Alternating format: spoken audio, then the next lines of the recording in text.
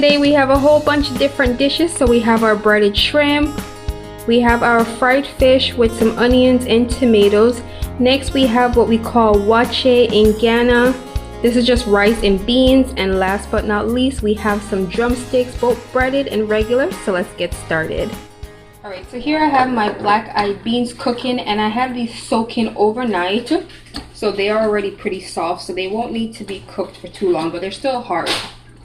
So I'm going to let this cook for about 25 to 30 minutes and come back and check on it.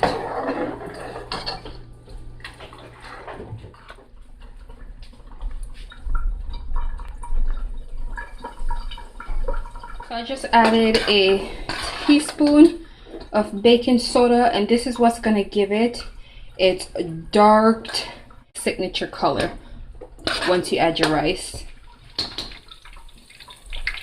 Alright, so once my beans have been cooking for a while now, I'm just going to go ahead and check them.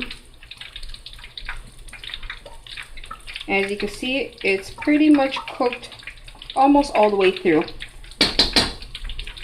So now I'm going to go ahead and add some washed rice. And then you want to go ahead and just mix that in with your beans.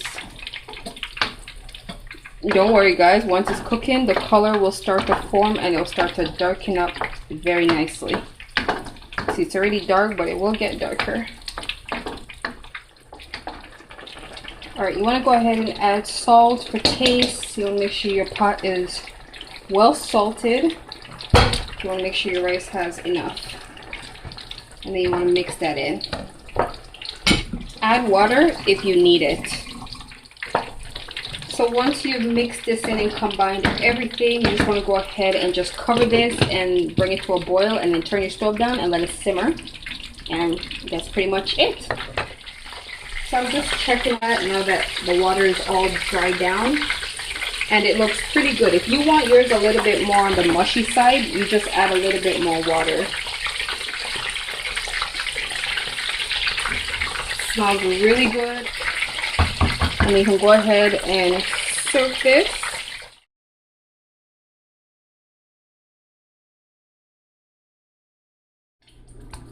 Alright, so here I just have some chicken that I've washed and cleaned up, and I'm just going to go ahead and season these just with some regular all-purpose seasoning salt, but this one's my Montreal seasoning. And you want to make sure you season this really good. Some of these I'm going to fry on its own, just like how I'm seasoning it up, regular like this. And 3 of these I'm going to do something else. Alright, so with a pot of oil, I'm just checking my oil with a wooden spoon. And as you notice how it starts to bubble around the edge of the spoon, that usually means that the oil is nice and hot and ready to go. So for my chicken now, I'm just going to fry a few pieces of them. And that's it, just fry them. So I'm just turning each pieces of my drumsticks now to ensure that the other side get a nice crispy color. And you can fry these as dark as you want them or as crispy as you want them. So once my chicken is evenly fried on all sides, you want to go ahead and put them on a piece of paper towel just to drain some of the excess oil. You want to make sure that they're fried properly. And if you're not sure if they're fried properly, you'll know because like this one, you'll see it oozing a little bit of blood. And if you're still unsure, you can always pop them into the oven and let the oven just bake them down for about 10 minutes here. And that should complete its frying. And that's it.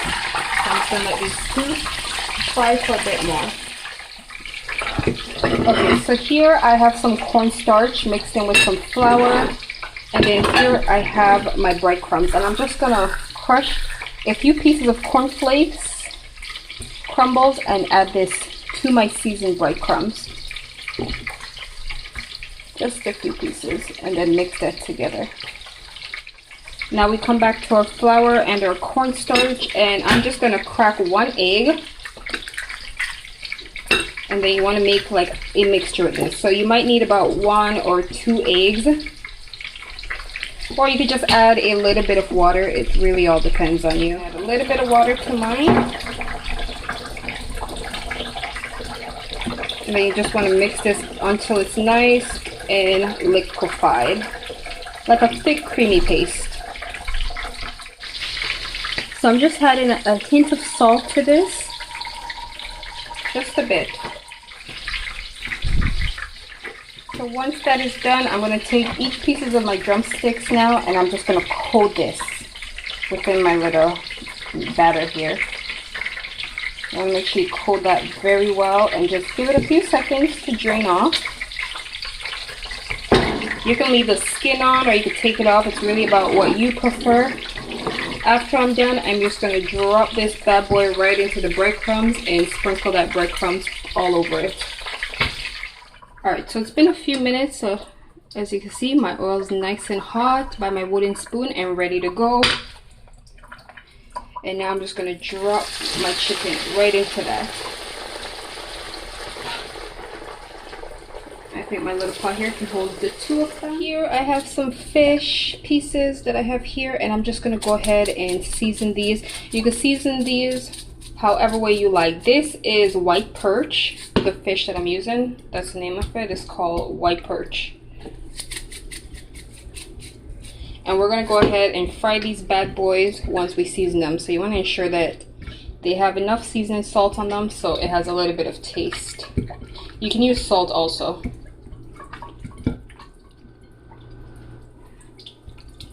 Once my oil is ready, I'm just gonna slip each piece of my fish in there.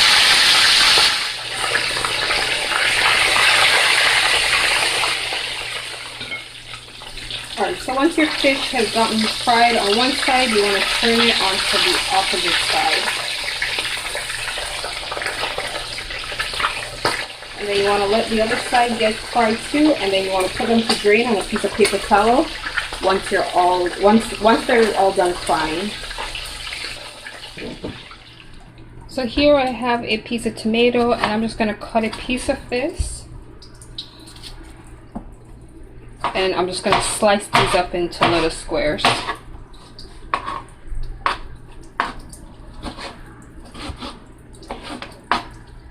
You can remove the seeds. You don't have to put the seeds in your dish. We just want mainly these big chunks. Alright, once you've done that, I have a piece of onion here. I'm just going to slice them this way.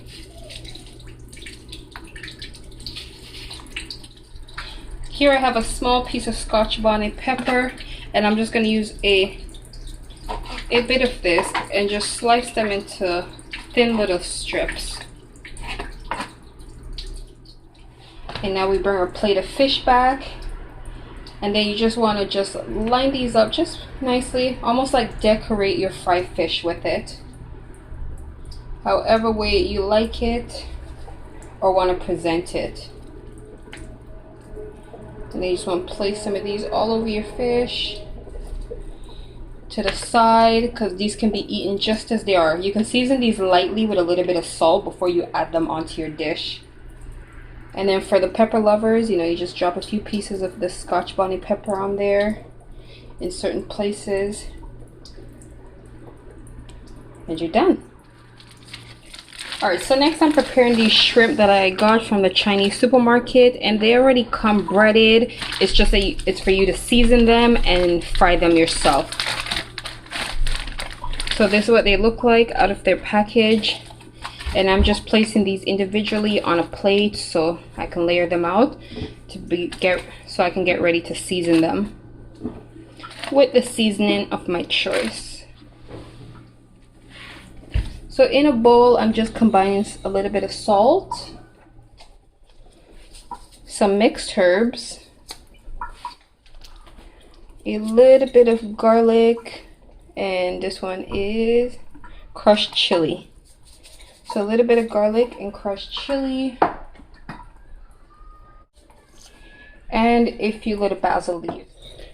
So all I'm doing now is just mixing my seasoning together, and then I'm just going to sprinkle this all over my shrimps.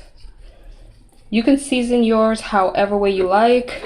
The store sells them both like this, and unless you want it already made, like fully, where you just put in the oven and warm it up.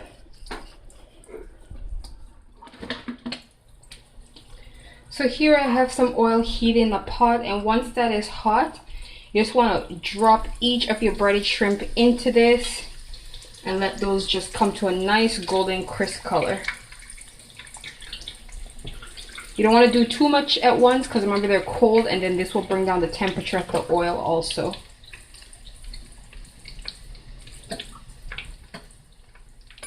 You can go ahead and slowly turn them just to make sure they get a nice even fry on each side, and just let these crisp up nicely. Okay, so I'm just going to turn my stove down a little bit. So once my shrimp have reached its desired color, I'm just going to remove them and just put them right here on a paper towel to drain. Just to drain some of the excess oil. And I'm just going to throw a few more batches in here and repeat the same thing until I'm pretty much all done my breaded shrimps. And that's it. You see how this is looking very crispy and very nice and very flaky. That's exactly what you want. Alright friends, our dishes are now fully completed.